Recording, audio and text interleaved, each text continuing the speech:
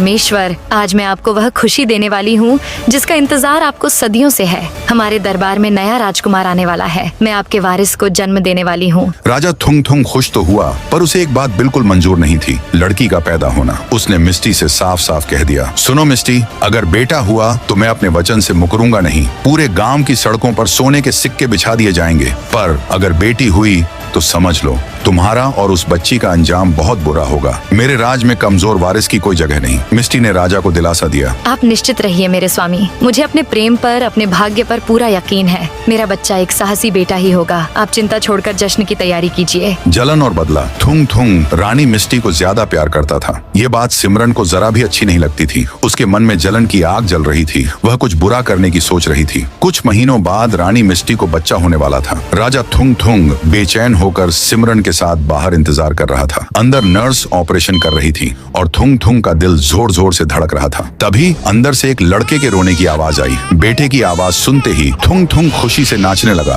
और कहने लगा, राजकुमार, मेरा वारिस आ गया। आज पूरे 26 गांवों में जश्न मनेगा। सोना बिछा दो अभी। लेकिन सिमरन की जलन और बढ़ गई। वह इस बात से नाराज थी कि बेटा हुआ है। राजा तो अब सारा ध्यान इसी पर देगा। खुशी मनाते राजा की नजरों से बचकर सिमरन चुपके से हॉस्पिटल के दूसरे दरवाजे से अंदर गई। उसने मिस्टी के बेड के पास देखा।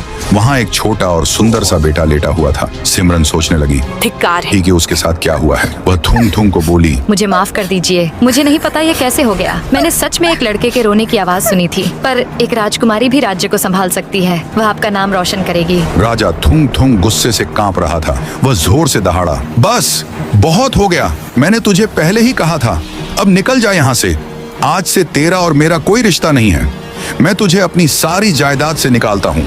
दफा हो जा यहाँ से इस पल। फिर उस जालिम राजा ने मिस्टी और बेटी को डंडों से मारते हुए दरबार से बाहर भगा दिया गया।